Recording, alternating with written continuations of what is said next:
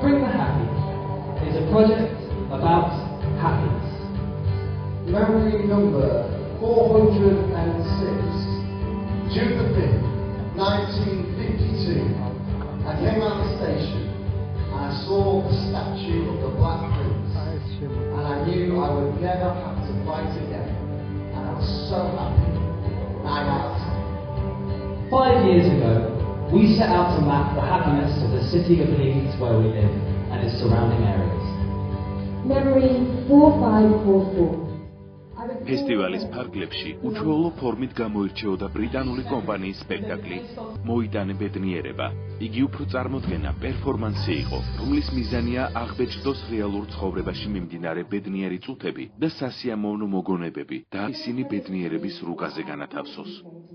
როდესაც საუბრობთ ჩვენ ფესტივალის პროგრამაზე და მოგვეწონა თუ არ მოგვეწონა სპექტაკლი, პროფესიონალები ცოტა განსაკუთრებულად უდგებიან ამ საკითხს და სხვა კუთხით განიხილავენ წარმოდგენებს.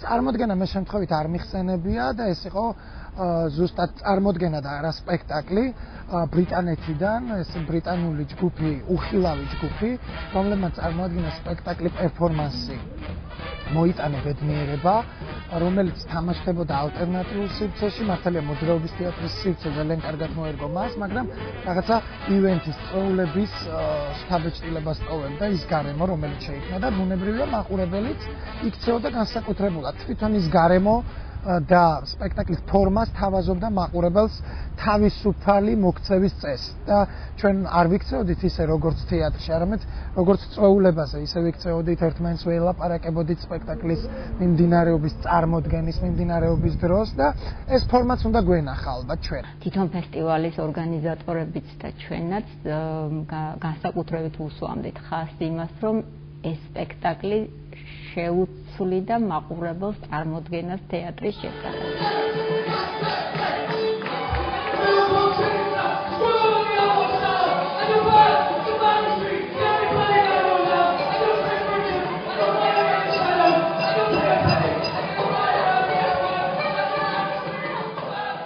თავარი მიზანი თვითონ ფესტივალისაც და ბრიტანეთის საბჭოსიც ის არის, რომ თეატრალური ხელოვნების მრავალფეროვანი ხერხები შესთავაზოს მაყურებელს, ქართველ მაყურებელს, რომელიც ძალიან გემოვნებიანია, ძალიან გამოცდილია და ძალიან მომთხოვნია. მაგრამ მაინც გარკვეულწილად ესეც ერთფეროვან და ერთნაირი სტილის სპექტაკლებს ვართ მიჩვეულები და აი ეს სპექტაკლი თავისი უჩვეულობით ქართველი მაყურებლისთვის ზუსტად ამ მიზანს ემსახურებოდა, რომ გვეჩვენებინა ასეთი თეატრი არსებობს და ასეთ თეატრს ყავს თავისი მაყურებელი და ასეთ თეატრს აქვს არსებობის უფლება.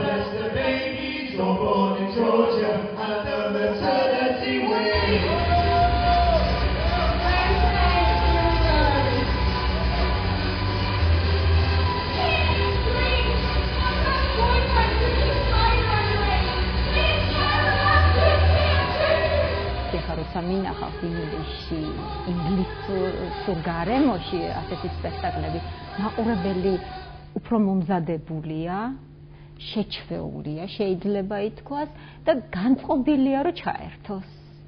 ქართველი მაყურებელი უფრო თავშეკავებულია ამ თვალსაზრისით, არა იმიტომ, რომ არაფერი აქვს სათქმელ და არ უნდა რომ ჩაერთოს, ახლა ქართველებმა მოუხენა ვიცით.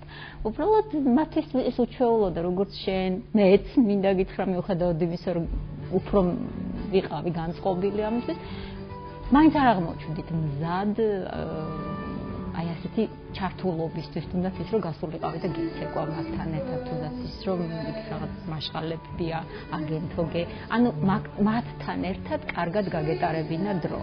მიუხედავად იმისა, რომ საკმაოდ სევდიანი იყო მე რომ მკითხო ეს სპექტაკლი, მაგრამ აი მეორე დღეს და მესამე დღეს მე ვნახე, უყურებდი, აი სხვა მაყურებელი იყო, ახალგაზრდა მაყურებელი იყო მოსული და ისინი გაცილებით უფრო იყვნენ განწყობილები, აი იმისთვის რომ ჩართულიყვნენ. თუმცა ბევრი მაყურებელი იჯდა და უბრალოდ ძალიან დიდი ინტერესით უყურებდა ამას. And I tell you a memory that you can't possibly respond to. There isn't a response, and in those moments it isn't a show, and there isn't music to break the tension. Strangers who plunder their saddest, darkest moment and then offer it to you. Now whether that's deserved or not, it feels unimportant because they still feel the need to tell it. And for me, whether what they say is true or not, it seems unimportant because they still feel the need to tell it. A beautiful, well-dressed Kenyan man told me,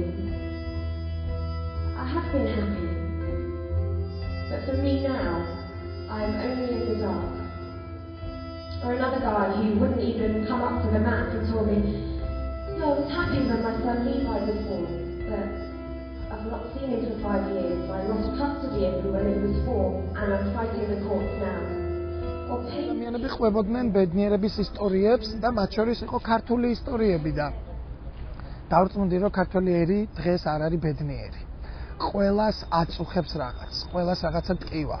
ისინი იხსენებდნენ ისეთ ადგილებს, რომლებიც მე მეგონა რომ არ იყო ბედნიერების ადგილები. ვერაფრით ვერ მივხვდი, რატო შეიძლება იყოს თავისუფლების მოედანი, მელიქიშვილის გამზირი, ზოოპარკი, ბედნიერების ადგილი. ალბათ ძირითადად უკავშირდება შეყვარებულების შეხვედრის ადგილებს, სავარაუდოდ და ისიც ახალგაზრდობაში. ძალიან ბევრი სევდიანი ისტორია მოვისმინეთ, რომელიც ბედნიერებასთან ასოცირდებოდა.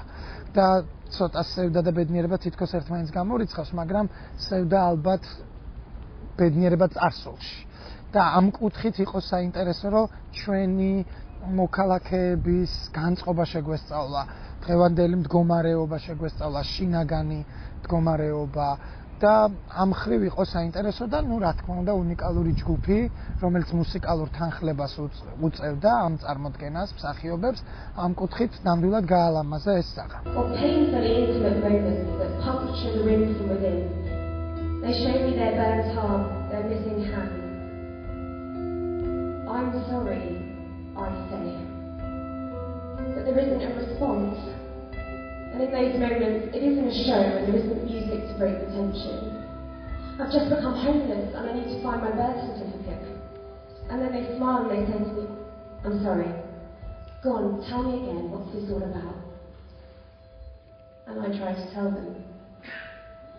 They share moments, lost parents, lost houses, lost jobs, lost grandparents, lost children, lost possessions, moments when they all got the phone call that we dread receiving. And it's repeated in the faces of all these strangers.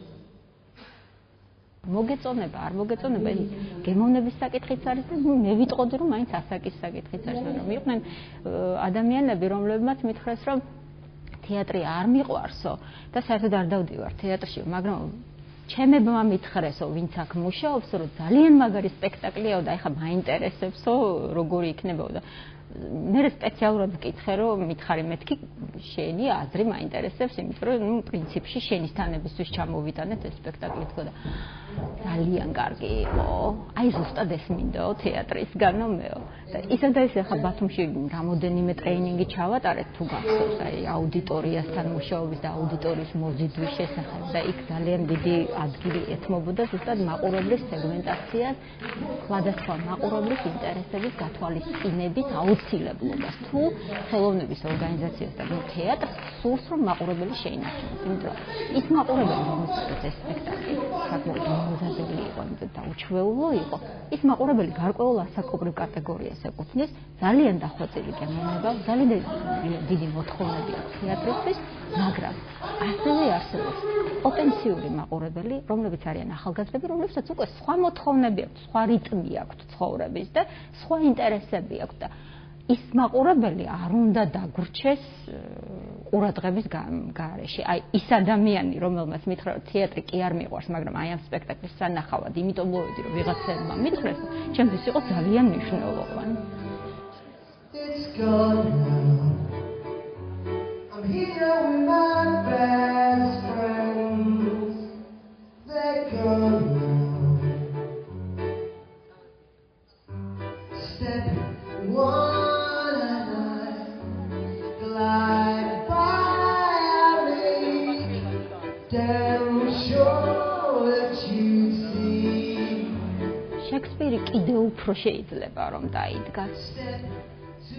თუნდაც იმიტომ რომ ახალგაზრდა მაყურებელი, რომლისთვისაც შექსპირი შეიძლება იყოს ოღმერთო ჩემო, აი ის მაყურებელი შეიძლება აი ასეთი ფორმით მოიყვანო, იმიტომ რომ თეატრი მე მგონი ზუსტად რომ ახალი ფორმების ძიებაში უნდა იყოს გამოდმებით. ეს იმას არ ნიშნავს, რომ კლასიკური თეატრიზე უარი უნდა ვთქვა. მე ძალიან მიყვარს კლასიკური თეატრი და კლასიკურ თეატრზე გავიზარდეთ და ყოველთვის დიდი სიამოვნებით მივდივარ ასეთ სპექტაკლებზე. და უნდა ვაღიარო რომ ჩემთვისაც ძალიან ისეთი იყო ეს სპექტაკლი და ის ჩართულ ვაიმე ახლა რომ მოვიდნენ და დამადგნენ და არყი დამალევინონ და ის მქონდა მე თვითონ მქონდა მიუხედავად იმისა რომ ძალიან ვცდილობდი რომ გადაყოფილიყავი ყველაფრისთვის მაგრამ აი მაყურებელს ასეთი ფორმაც უნდა შესთავაზო მიიღოთ თუ არ მიიღოთ ეს მისი უფლებაა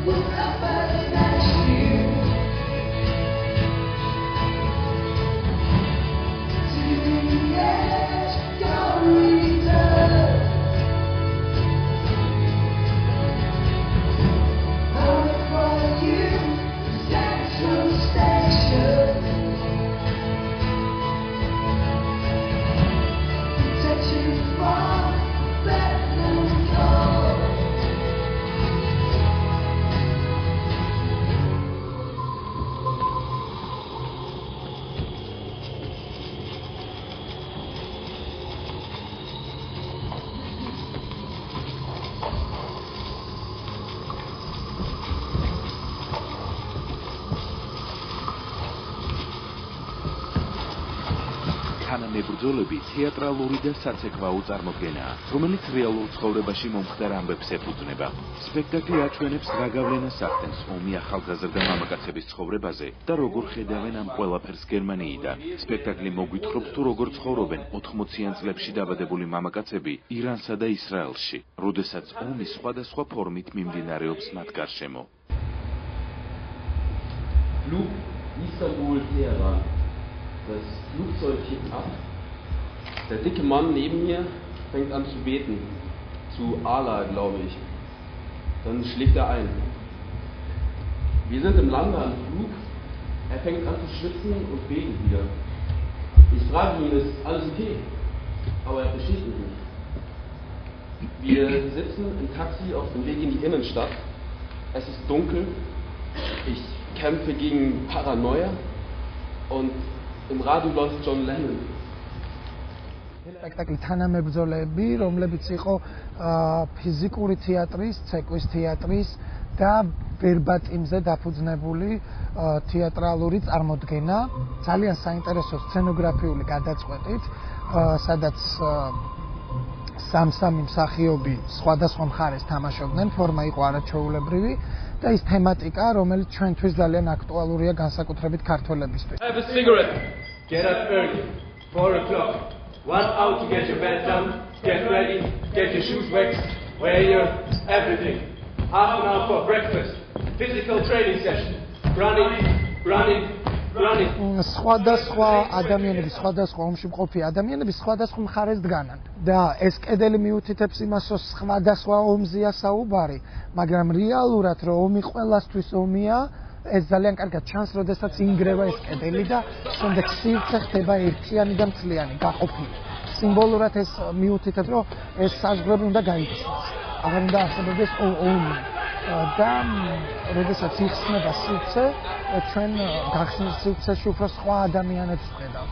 უფრო ერთმანეთთან დამეგობრებულებს და ერთმანეთის თანაზიარები ხდებიან, არა მხოლოდ მაყურებელი, რომელიც უკვე ფართოდ ხედავს მსახიობებს, არამედ თვითონ მსახიობებიც ერთმანეთთან შედიან დიალოგში და მათ შორის კომუნიკაცია ძალიან საინტერესოდ მყარდება და სიმბოლური და კონცეპტუალური დატვირთვა ჰქონდა ამ დეკორაციას. Machst du das Foto in deinem Reisepass? Yes. Macht es Spaß, eine Waffe zu feuern? Yes.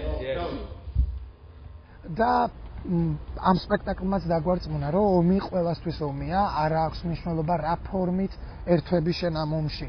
უშუალოდ მონაწილე ხარ თუ ომის მსხვერპლი ხარ შენ როგორც ადამიანი და როგორ ინგრევა ადამიანების ფსიქიკა, ომგამოვლილი ადამიანების ფსიქიკა და რამდენად უძლურები არიან ისინი ახალ ცხოვრებასთან საკომუნიკაციოდ.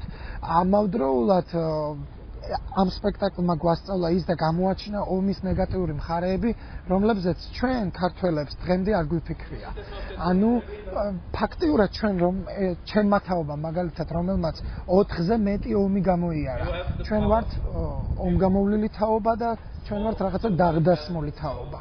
რომელსაც ჩვენ ვერ ვამჩნევთ და ამას ანალიზს არ ვუკეთებთ რა პრობლემების წინაშე ვდგავართ ჩვენ რიგითი მოკვდავები მოქალაქეები და რისი გაკეთება შეგვიძლია და რაღაცას თუ ვერ ვაკეთებთ რატო ვერ ვაკეთებთ იმიტომ რომ ზუსტად ამ ომმა პოვა ჩვენზე ასახვა რატო არ ვართ მუდმივად ბედნიერები რატო დავდივართ ქუჩაში ჩაფიქრებულები ნაღვლიანები სევდიანები აი ეს ყველაფერი არის ომის შედეგი და აი ეს ამ კითხვაზე პასუხი სწორედ ამ სპექტაკლმა გაგვცა Going to the main square to hear something. Practice the song. Classes, religion lessons, weapon lessons, strategy lessons, lunch, prayers, 2 o'clock parade.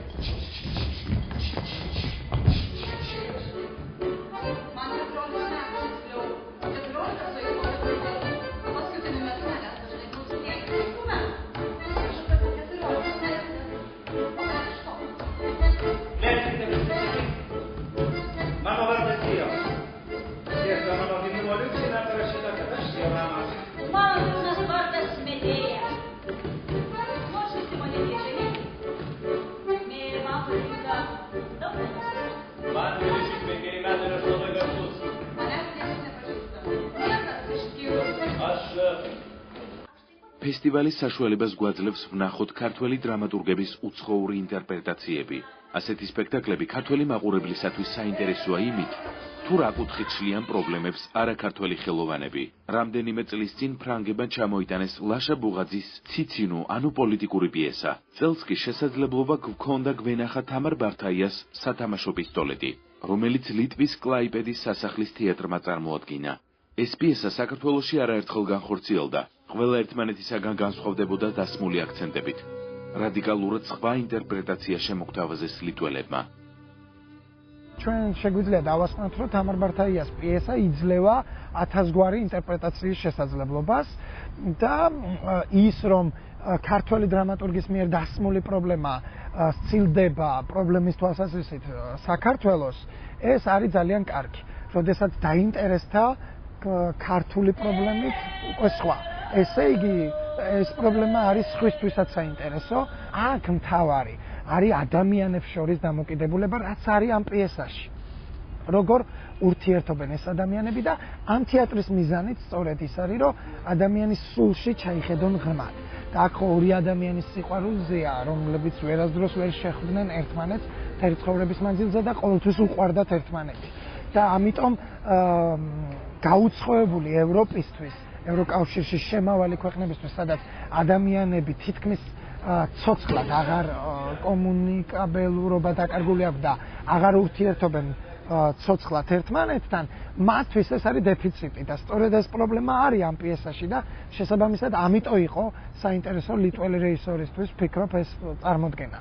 მსახიობები ძალიან საინტერესოდ მუშაობდნენ და მათ ძალიან კარგი სამსახიობო სკოლა აქვთ და ბუნებრივია ჩვენთვისაც იყო ეს საინტერესო მორიგი ექსპერიმენტი და კარგია რომ ეს ფესტივალზე ვნახეთ.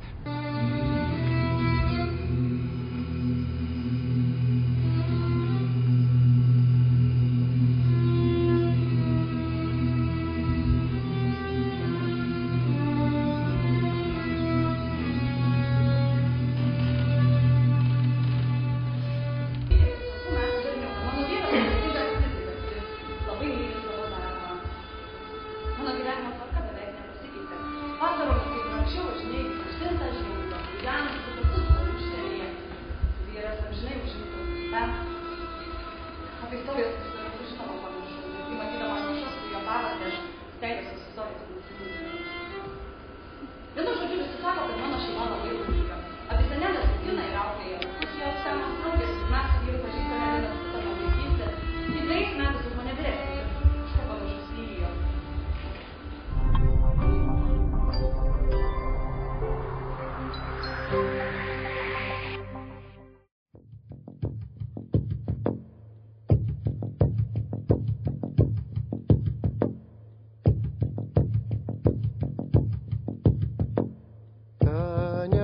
Танюшка, Таня белая, ой, люли, шалили-лю. Да, Таня белая, да все румяная, ой, люли, шалили-лю. მაყურებელი დიდი მოლოდინით ელოდა მოსკოვის ხალხთა სახელმწიფო თეატრის სპექტაკლს შუქშინის მოთხრობები. მსოფლიო თეატრის სახელხუმანისტად წოდებული რეჟისორ ალვის ჰერმანისის, მსახიობების ევგენი მირონოვის, ჩულპან ხამატოვას სახელებმა მოპოვებულმა თითქმის ყველა არსებულმა თეატრალურმა ჯილდომ თეატრის მოყვარულებში სპექტაკლისადმი ინტერესი ერთიორად გაზარდა. ფესტივალის ერთ-ერთი გამორჩეული ნათელი წერტილი ამ პროგრამაში წელს იყო სწორედ ალვის ჰერმანესის სპექტაკლი, რომელსაც ჩვენ ძალიან კარგად ვიცნობთ ამ რეჟისორს და მას სიკეთის რეჟისორს უწოდებენ ევროპაში და აი როგორც კი დაიწყო სპექტაკლი, პირველივე წამიდანვე ეს ფრაზა გამახსენდა, იმიტომ რომ იმდენად ნათელი იყო პერსონაჟები და დეკორაცია. და ამას განათებაც უწყობდა ხელს და ის ატმოსფერო, რომელიც სცენაზე სუფევდა, რომ ნამდვილად დავიჯერე, რომ ეს მართლაც სიკეთის ფესველი რეჟისორია და სიკეთის მოყვარული რეჟისორია. მიუხედავად იმისა, რომ პერსონაჟები იყვნენ უარყოფითები, დასაცინები, ეს რეჟისორი არ დასცინის ამ პერსონაჟებს. ბუნებრივია დრამატურგიაც, ანუ ტექსტი, მოთხრობები უწყობდა ხელს.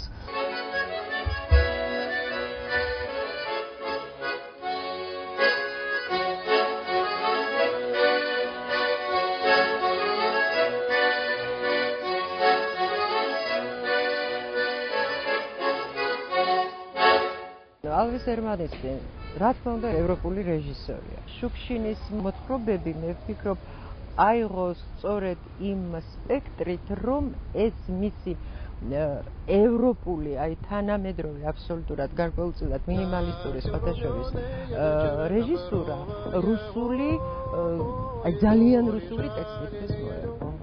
საინტერესო სპექტაკლი იყო, უჯალოდ. ეს თავის მეტაფორებით, ეს ლავაჩკა ერთი დიდი სკამი, რომელიც ძესუმზირა, რომელიც რუსეთის სიმბოლოა.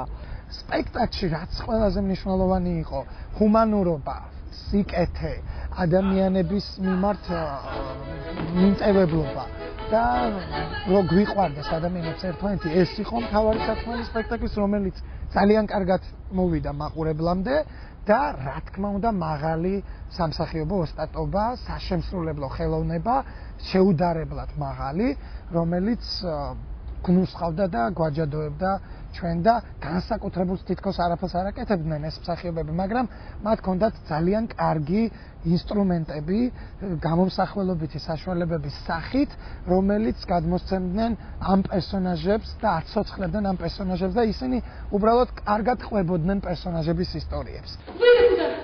Сват называется. Я же вам еще ничего не ответил. Степан весь горел от стыда и радости. Никакие силы сейчас его не подняли и не заставили бы уйти. Вадька сидел красный, растерянный. Он тоже начал что-то понимать. Вот вы садитесь и давайте чай пить, что ли.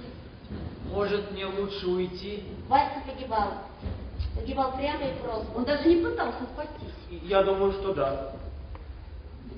არაჩვეულებრივი მსახიობები, არაჩვეულებრივი სრულიად ზუსტი პერსონაჟები, რომლებიც კი არ თამაშობენ თავიანთ პერსონაჟებს, ისინი მათ გვიჩვენებენ, ესეთი იყო ბუნებრივია ალბათ რეჟისორის ამოცანა. ისინი გვიჩვენებენ პერსონაჟებს, თამაშობენ, კომენტარს უკეთებენ, კიდეც რაღაც სცენას გაითამაშებენ, რაღაც ყველაფერს აკეთებენ იმისთვის, რომ აი ეს წახნაგი რაღაც რუსული ყოფის ხშირად გამაღიზიანებელი, მაგრამ ამჯერად ძალიან კარგი იუმორი და გროტესკში წარმოჩენილი საინტერესო სანახავი ყოფილიყო.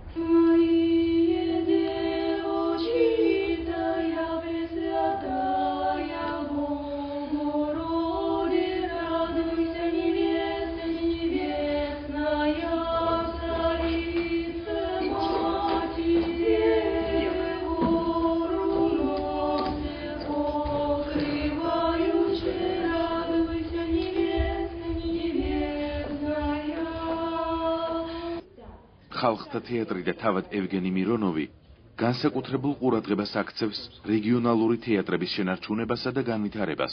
რომლებიც პატარა ქალაქებისთვის და მისი მაცხოვრებლებისათვის აუცილებელია. Родился в городе Саратове, но жил в военном городке под Саратовом. დავიბადე სარატოვში. ცხოვრობდი სამხედრო ქალაქში სარატოვთან ახლოს. კულტურის სახლთან არსებულ დრამწრეში დავდიოდი.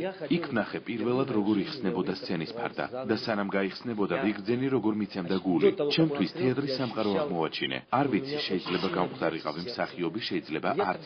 ასეთი მაგალითები მრავლადაა. პატარა ქალაქებში თეატრების არსებობა საბჭოთა კავშირის გამოგონება იყო.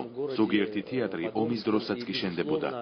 ანუ მაშინ კარგად ესმოდათ თეატრის აუცილებლობა. საბჭოთა კავშირის დანგრევის შემდეგ კი უკვე აღარავის ჭირდებოდა, მაგრამ დარჩნენ შეშლილი ადამიანები, რომლებმაც თავის ირგვლივ არაჩვეულებრივი სამყარო შექმნეს. ეს სამყარო მერე სხვას დასჭირდა. ადამიანები, რომლებსაც სახლში დაბრუნების შემდეგ არაფერი ექვთ გასაკეთებელი, თეატრში მიდიან. ეს მათთვის რაღაც ცხოვრებისეული სიახლეა. თეატრი ის ადგილია, რომელიც ადამიანს ადამიანად აქცევს, სადაც მას შეუძლია რაღაც ამაღლებულზე იფიქროს, ან საკუთარ თავზე. ეს პატარა ქალაქები ახლა მიგდებულია. ხალხთა თეატრი, ვიდრე სამხედრო ხელმძღვანელი გავხდებოდი, მანამდეც ეხმარებოდა ამ პატარა თეატრებს. ჩვენ ვაწყობთ თეატრალურ ფესტივალს. მასში მონაწილეობენ საუკეთესო კოლექტივები.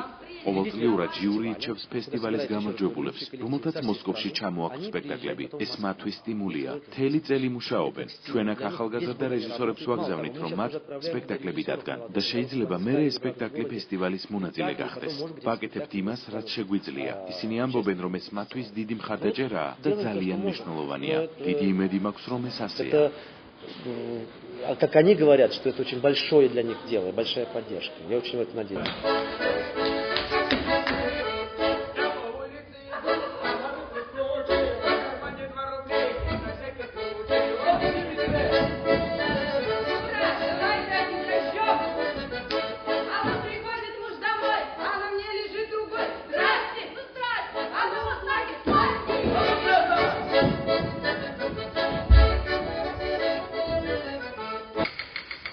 ჩულპან ხამატოვას უმეტესად კინოფილმებში შესრულებული როლებითა და სატელევიზიო შოუებში მონაწილეობით იცნობს ქართველი მაყურებელი.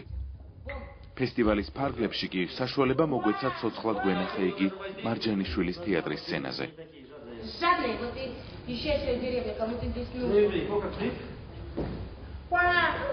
Во-первых, я очень счастлива. მიხარია, რომ ჩემ სამსახიობო კარიერაში დადგა შესაძლებლობა, რომ ჩამოვიდე გასტროლებით ჩვენ საყვარელ საქართველოში. ვიმედოვნებ, რომ ჩვენს ქვეყნებს შორის არსებული დაძაბული ურთიერთობები უკან დარჩება და აღარასდროს გავიმეორებთ ასეთ შეცდომებს. იმიტომ რომ რუსებს ისევე უყვართ ქართველები, როგორც უყვარდათ და იმედი მაქვს ქართველებიც ისევე აგრძელებენ რუსების სიყვარულს. მიხარია, რომ ხელოვნება ყოველთვის დგას პოლიტიკაზე და პოლიტიკოსებზე მაღლა. მიხარია სპექტაკლით რომ ჩამოვედი, რადგანაც უპირველესად მე თეატრის მსახიობია. ძალიან ცუდი ვარ კინოში, უარესად გამომდის ფიგურებზე სრიალი. ყველაფერ ამას ცუდად ვაკეთებ. თეატრში მეტნაკლებად ვიცი ჩემი პროფესია, რაზეც პასუხს ვაგებ და რაზეც პასუხისმგებელი ვარ, ის ჩამოყვანს. ეს დიდი ბედნიერებაა და რა თქმა უნდა, აქ ყველაზე მნიშვნელოვანი მაყურებელია.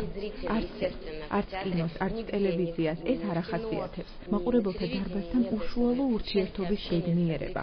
როდესაც აქ და ახლა 2 საათს ერთად გავატარებთ და ერთმანეთს სიხარულს მივანიჭებთ.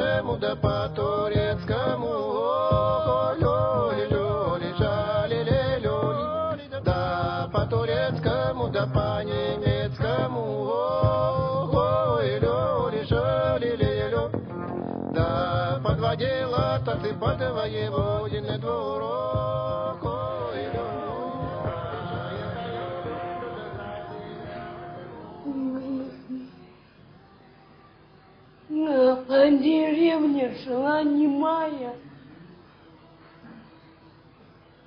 и горько